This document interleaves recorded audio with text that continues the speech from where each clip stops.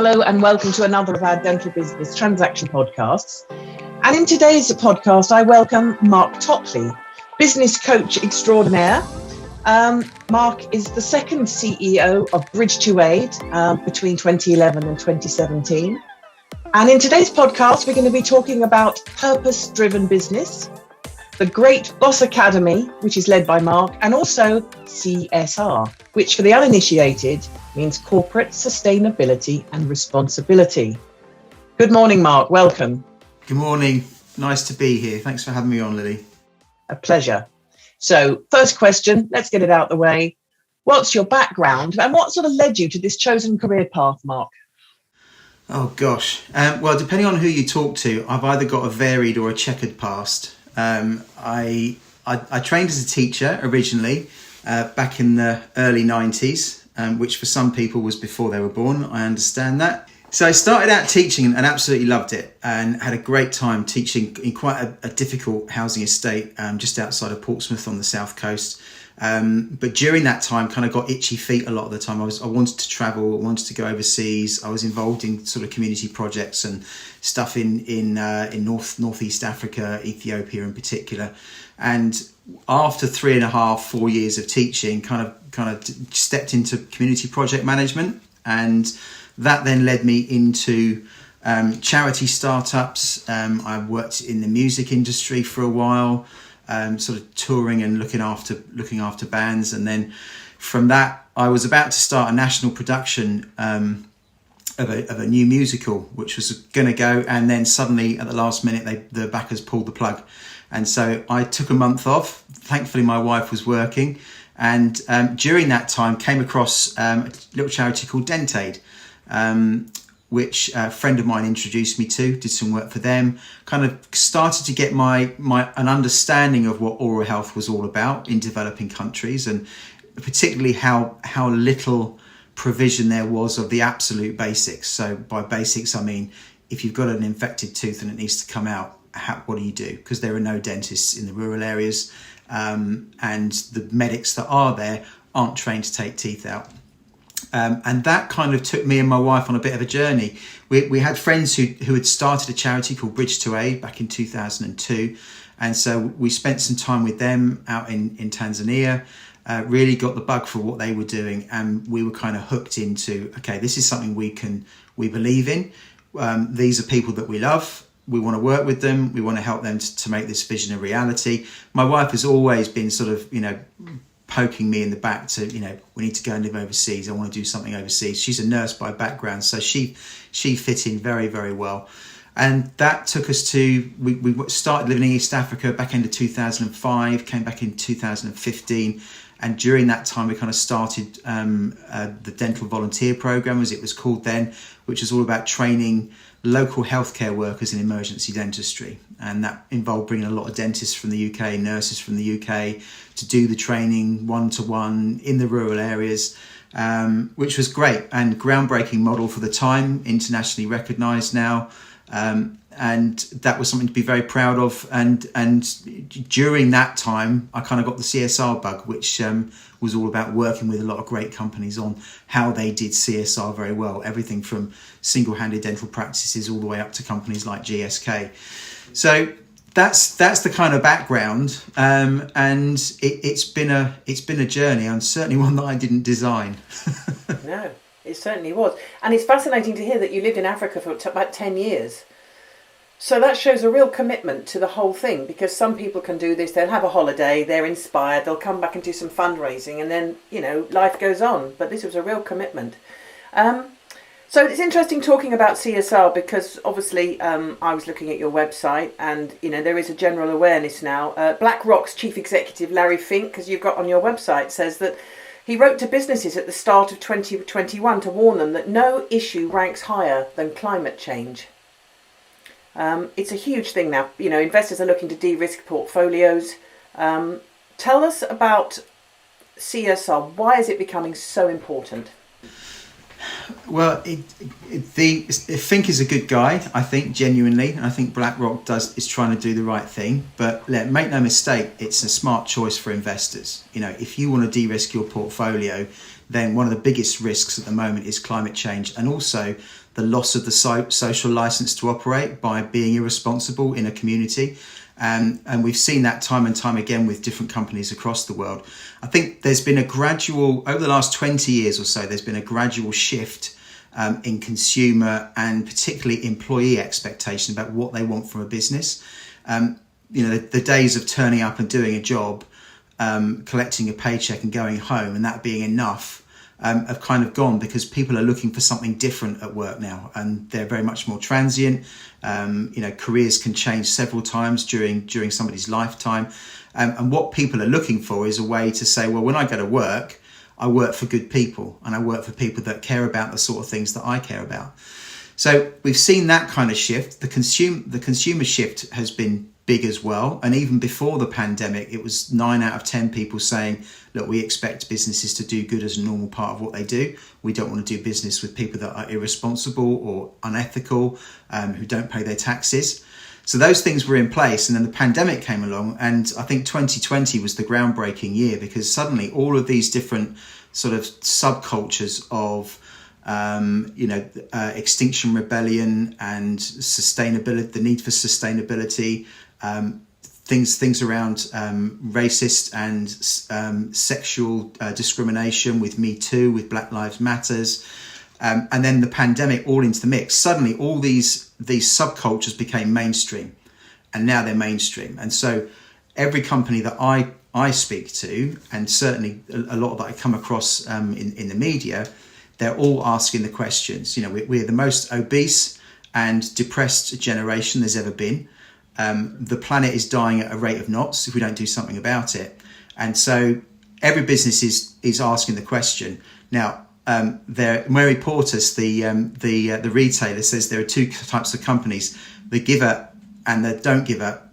And so not everybody's doing something about it, but everybody's thinking about it. And so I think it's the mega trend for businesses, and certainly the Sustainable Business Leadership Report, which was done last year. People and sustainability were the two big mega trends that businesses were worried about. And that's why CSR, because it's an answer to those things, has become much more important. Absolutely. Gosh, it's fascinating to hear you talk about this, because it is such a, as you say, it's a huge thing. It's a huge new thing now, and people are far more aware about this. Now, would this be a good segue into talking about the Great Boss Academy, because this is something that you created, and who's it for? Yeah, it's so Great Boss Academy came about as a result of the pandemic, and one of the things that happened right at the start of the pandemic was a good friend of mine, Chris Barrow, who I know you know Chris as well. He went from on the road 4 days a week, doing face-to-face work with practices, was like, oh crap, I've got to redesign my business model. What am I going to do? And one of the first things that he did was, how can we help all the people that are looking for answers? Because there was zero clarity coming from the CDO's office. There was very little clarity from the government initially to start with, and so he invited me to be part of a webinar, a forum which took place once a week on a Thursday night. So for 2 hours, 7 till 9 p.m, we would get on that forum and start chatting about and answering people's questions, basically. And during answering those questions, and we did a year of every week, and then we're just over a year now of every once a fortnight. So that's been a regular feature. And the overwhelming thing that I sort of spotted during that was that a lot of dentists who had got into dentistry to do dentistry had become principals and had done okay with the leadership thing, the being a boss thing, now were absolutely out of their depth. And, let's face it, who wouldn't be? And as somebody who didn't have any formal leadership training either, and was plunged into all sorts of crap when I was working in East Africa. I mean, you can imagine leading an organisation, the bureaucracy, the corruption, the day-to-day challenges of trying to get things moving. Meant I had a few hard-won lessons under my belt, and I thought, well, actually, I can probably put something together which will help these people, and help them to feel confident about being the boss, which is the first thing, and then give them the tools about how they can then build that into how they run their businesses. And that's where the Great Boss Academy came from. So it's for people that don't feel like they're leaders and want to be great bosses. And that's it really. So somebody obviously listening to this, or if they haven't already approached you, how does it actually work? So they obviously have an initial fact-finding discussion with you, and it's done online, Zoom. How many face-to-faces? What's the sort of format of the support service that you give them? Yeah, the first thing is you head to great-boss.com, and there's a free scorecard to complete there. So it takes you to a little site, you answer 30 questions, and it will spit out a little report on, okay, based on your answers, this is how you're doing. And that can be interesting for some people, because some people are doing better than they thought they were, and other people who thought they were doing great go, oh crap, I'm not actually doing as well as I thought I was. But that gives you some answers about what you can get started with. So that's for free. If you want to join the academy, it only opens 3 times a year. So it opens in January, April, and in September. And at that point, you join the academy. You get 3 seats for your membership fee. So there's one for you, one for your practice manager, and one for somebody else that you're maybe developing in the business. And in short, what it is, we meet once a month on the last Monday of the month. We meet once a month. I'll do some teaching. We'll troubleshoot stories and issues that are going on. And then you have 4 days to complete a sprint. Now, the sprint is a plan about what you're going to focus on for the coming month. It's designed to fit into what you do day to day. It's not designed to be, I think a lot of people are like drinking from a fire hose when it comes to any kind of development, because they just don't have the time to fit it in. So this is designed to then seamlessly fit into your day to day. But you're asked for that sprint. You send it back to me. You work through your sprint, and then at the end of it, you do a reflective journal. There's loads of resources. There's a community online that can chat to each other and support each other. One of the best things for me about it is the interaction that we get on the calls. So you get a few people on a call and we say, right, what's everybody facing? And suddenly everybody's troubleshooting each other's issues. So it's a huge community type of thing. But it's designed for the busy principal, the one that says, I haven't got time to develop my leadership. Well, I think you have, because if you've got an hour once a month and 25 minutes a week, then I can help you.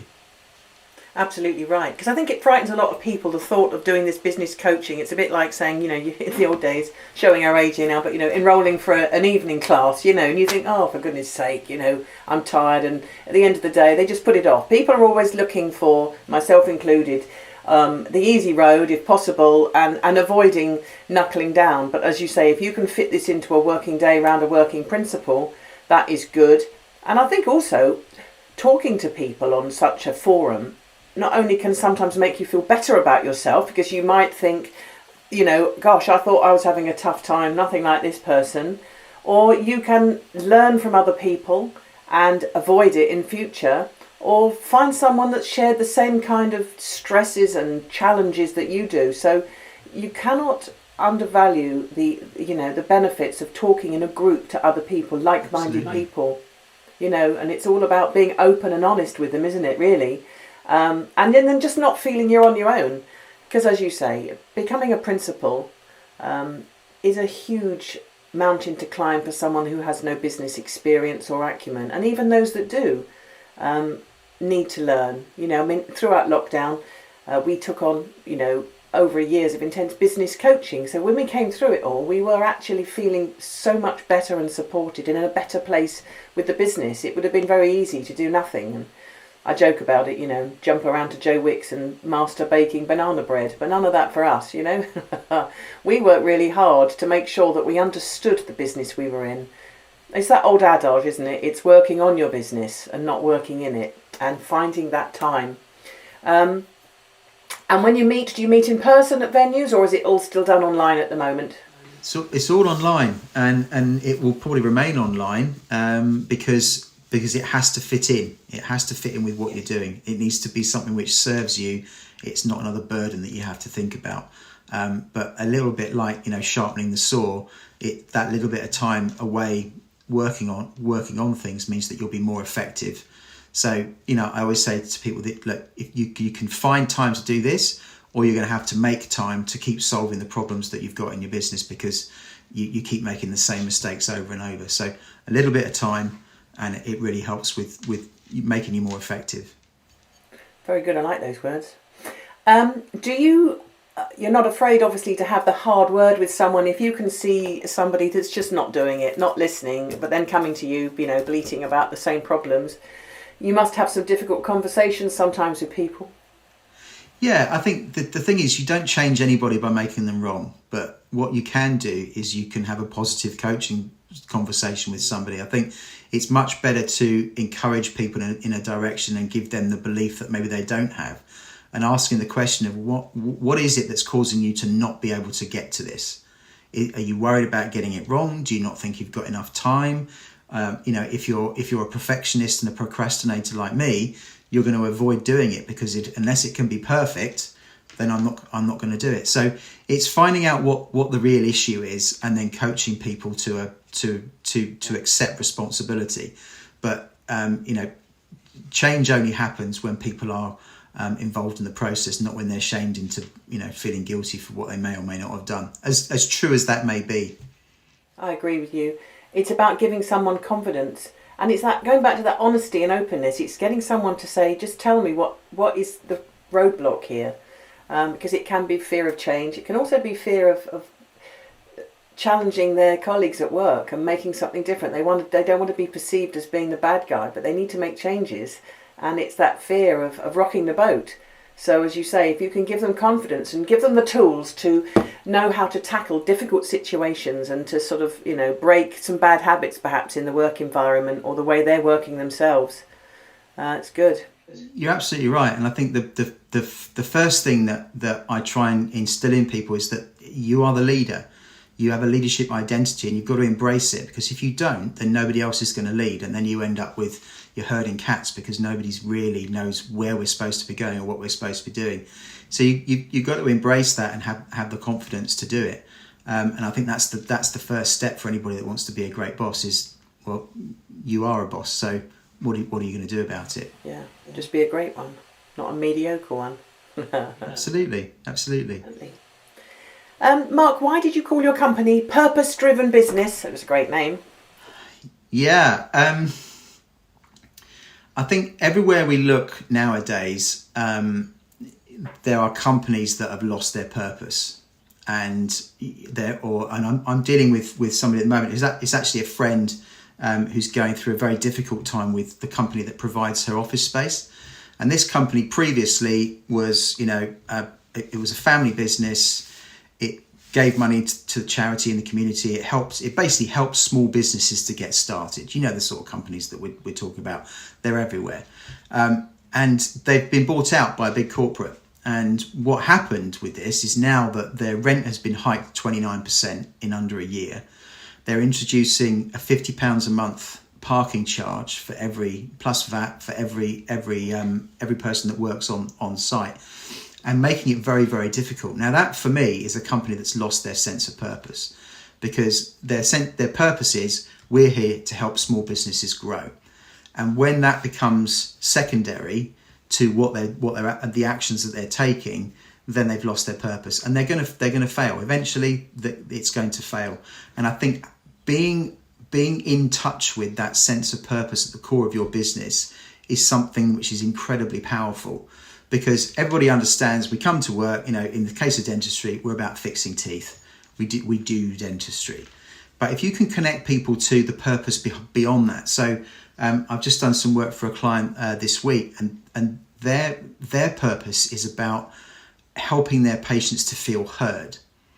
And that's what they've identified. We help people to feel heard, because when they feel heard, they'll accept the advice that we'll give them, and that will give them the best chance of great health, great dental health. So that now becomes their core. So it's not, our purpose is not doing dentistry, it's helping people to feel heard. So you can bet your life that's going to flow into the values of what they do. It's going to flow into how they measure each other and how they encourage each other.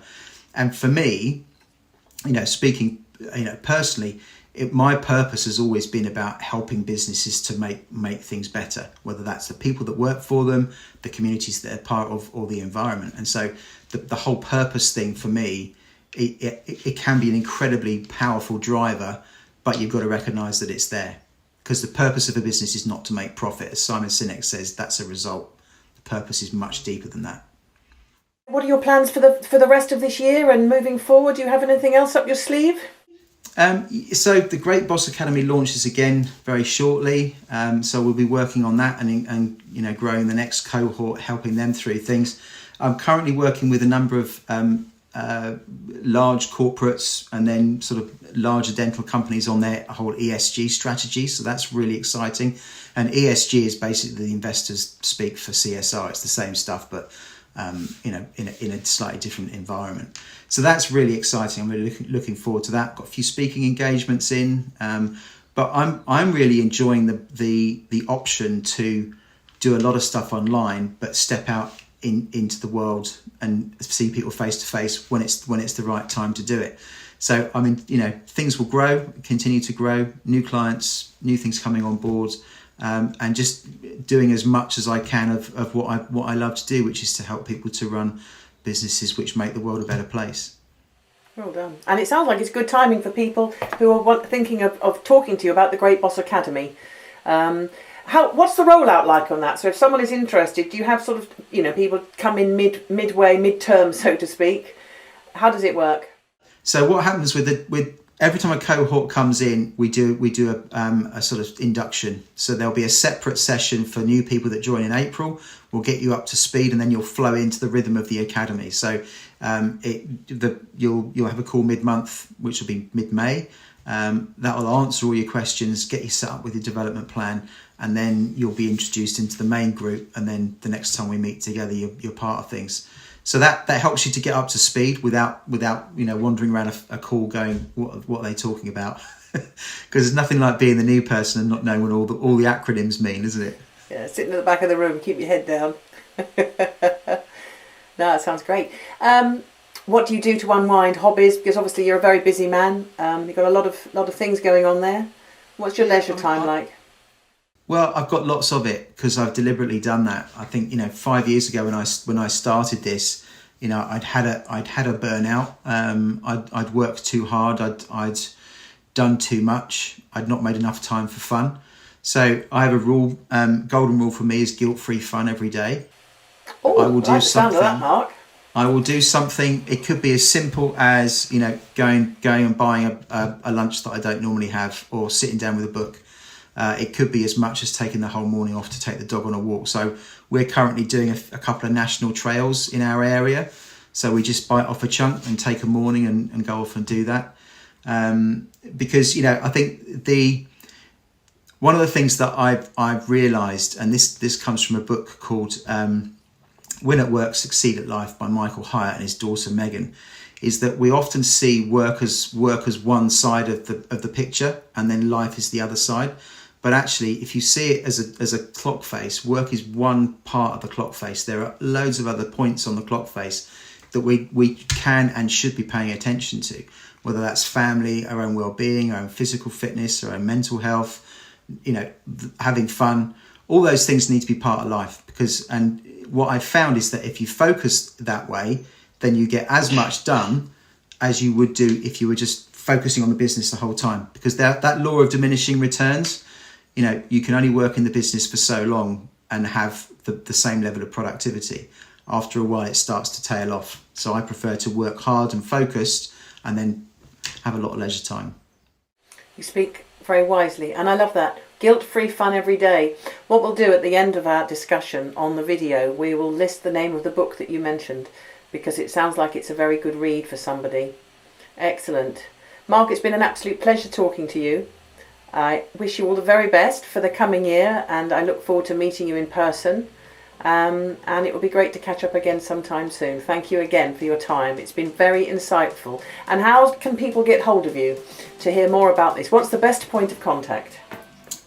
Best way in is the website. It's marktopley.co.uk, and you'll find everything from there. Simple. Lovely. Thank you very much. Thanks, Lily.